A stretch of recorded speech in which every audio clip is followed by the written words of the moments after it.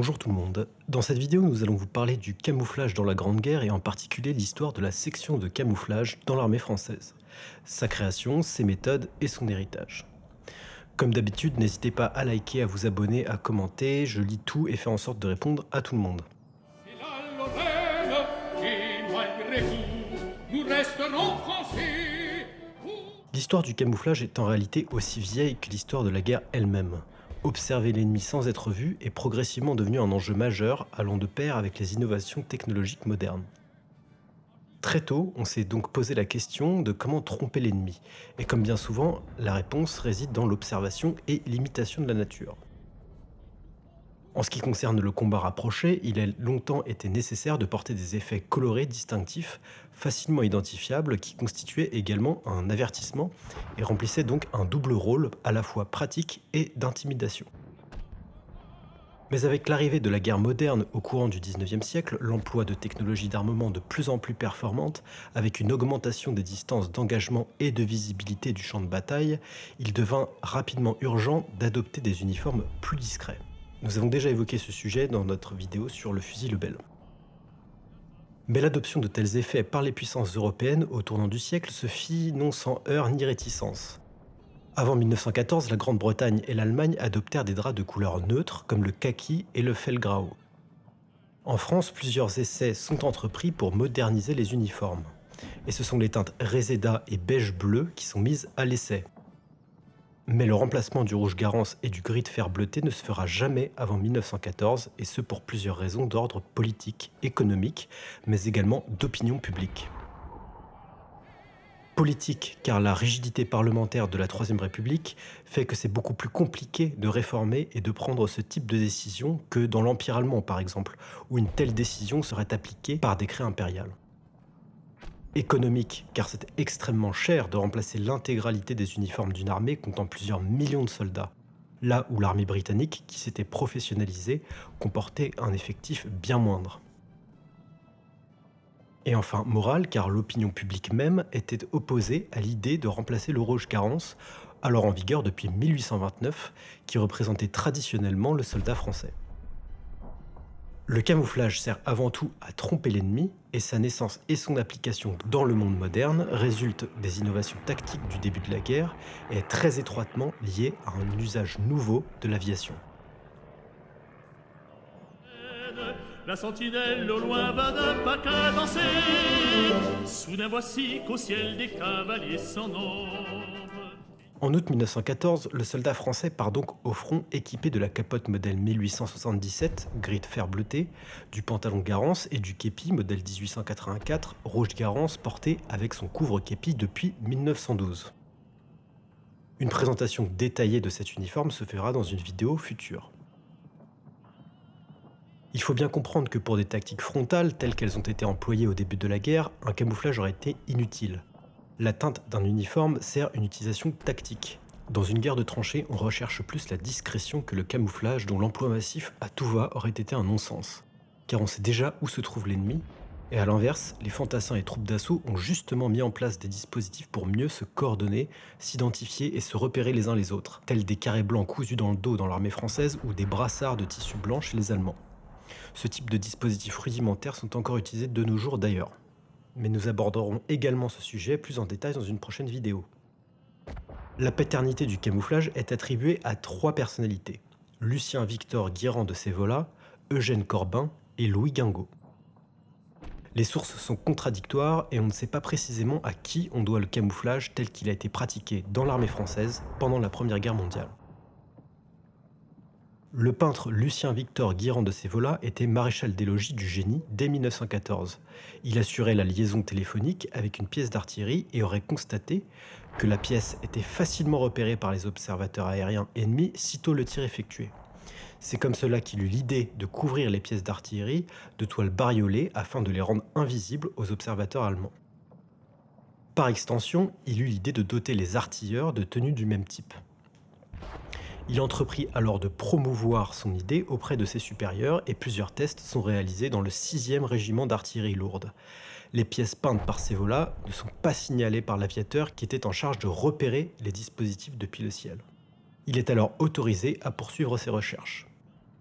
Il affirma bien plus tard s'être inspiré des cubistes et des recherches picturales des peintres du Moulin de la Galette à Montmartre, comme Van Gogh, Renoir ou Toulouse-Lautrec.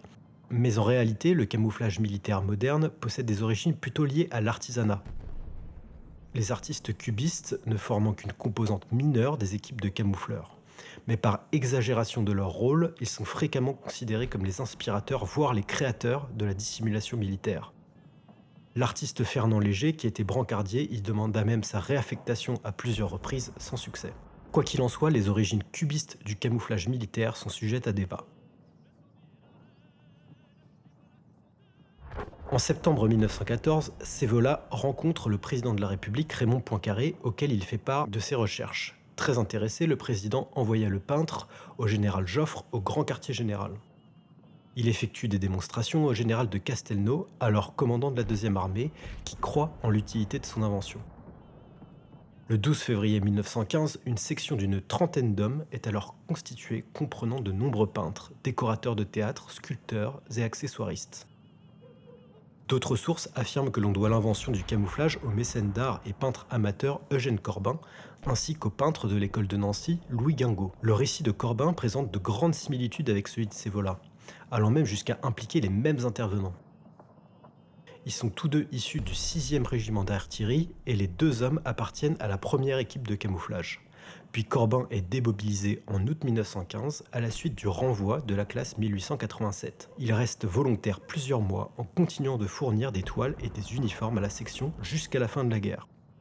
Le 4 août 1915, le ministère de la Guerre met à la disposition de Sévola 125 réservistes territoriaux, ouvriers peintres en bâtiment dans le civil. Les généraux commandant les 4e, 5e, 7e à 18e régions ont été invités à fournir 8 professionnels chacun. Gallieni, alors gouverneur militaire de Paris, en fournit 13. Tous sont dirigés aux ateliers militaires de la 12 rue Carducci. L'équipe ainsi constituée est placée au sein du 13e régiment d'artillerie. À tous les endroits du front, les équipes de camoufleurs sont sollicitées. Le 14 août 1915, le général Joffre régularise et officialise la section, qui est désormais rattachée au GQG et commandée par Guirand de Sévola.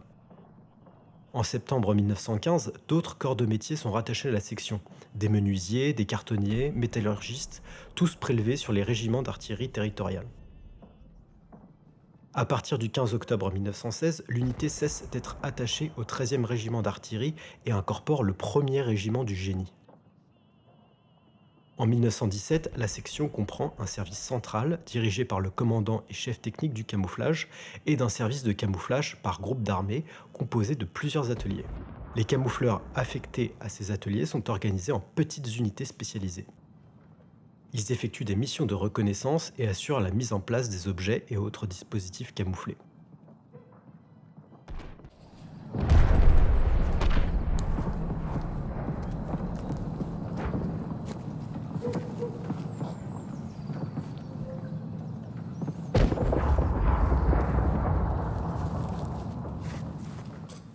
Les gradés et hommes de troupes de la section de camouflage bénéficient d'une relative autonomie par rapport au reste de l'armée, ce qui correspond à leur personnalité originale. En août 1918, avec la reprise de la guerre de mouvement, l'unité est désormais rattachée à la défense contre avions. Le 22 août 1918, le maréchal Foch, commandant en chef des armées alliées, propose d'unifier les services de camouflage des différentes armées alliées. Le but de cette institution était d'uniformiser les techniques et dispositifs des différentes sections afin d'assurer l'interchangeabilité du matériel. La guerre prit fin avant qu'une telle organisation n'ait pu voir le jour.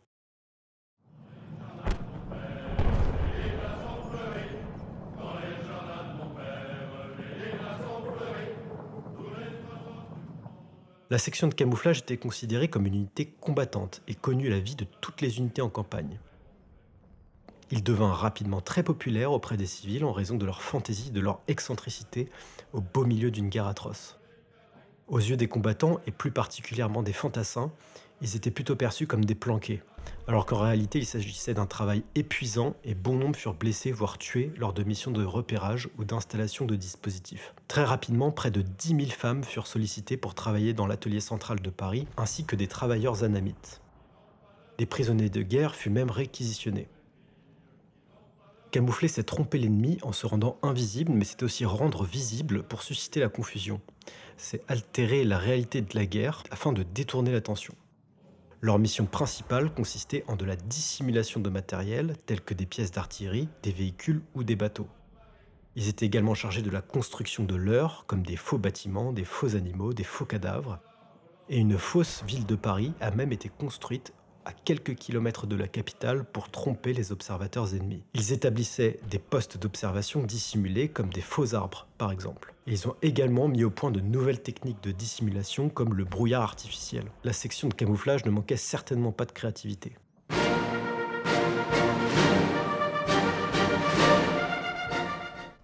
La tenue de camouflage est surnommée Sévolette. Du nom du commandant de la section, il s'agit d'un ensemble d'une blouse avec une cagoule taillée dans une toile beige trichrome.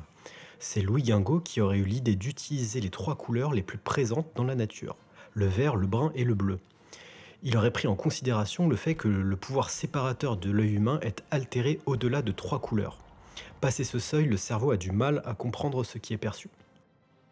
Et comme toutes les troupes, il porte le casque Adrien modèle 1915, distribué dans l'ensemble de l'armée française à partir du mois de septembre, avec l'attribut de l'artillerie ou du génie. L'emblème des camoufleurs est le caméléon.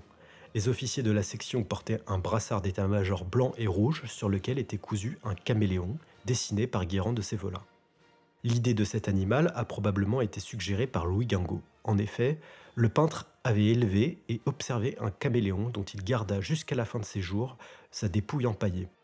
Cependant, une note datée du 7 juillet 1916 interdit le port de l'insigne à partir de cette date. Ceci concernerait peut-être les insignes artisanales portées sans autorisation.